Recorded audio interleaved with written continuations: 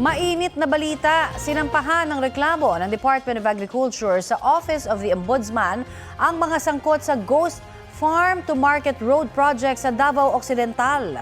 Ayon kay Agriculture Secretary Francisco Chu Laurel Jr., walang nakita mga kongresista na nag-request ng mga proyektong ito. Detalye tayo sa ulat on the spot ni Joseph Morong.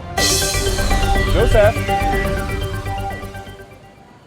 Rafi Connie, 94 million pesos yan, no? Nakabuang halaga ng mga Omonoy Ghost sa Farm to Market Road projects ang sangkot na mga proyekto doon sa mga reklamong isinampa ng Department of Agriculture dito sa Ombudsman kani-kanina lamang.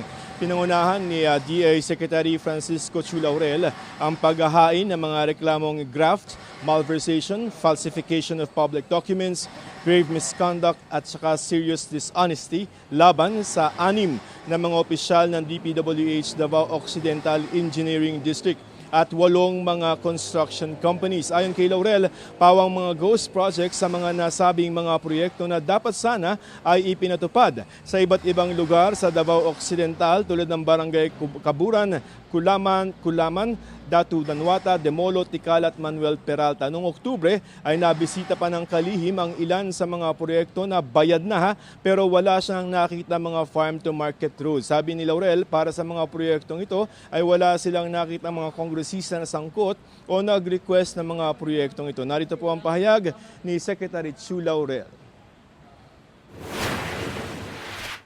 In terms of practice, pinapakailaman pa ba yan ng mga kong?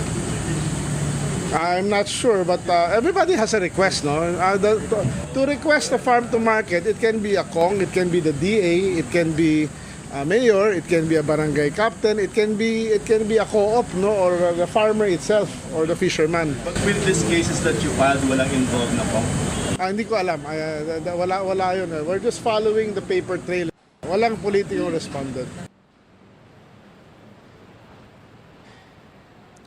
Sinusubukan pa nating kunan ng pahayag yung mga opisyal ng DPWH sa Davao Occidental at yung mga kumpanyang kasabwat nila umano base sa reklamo. Ayon pa sa DA ay may nasa 4,000 mga farm to market roads ang meron ng bansa at nasa lampas 1,000 na ang kanilang nai-inspeksyon at may ilang lugar din silang sinisilip tulad naman sa Ginobatan, Albay. Rafi?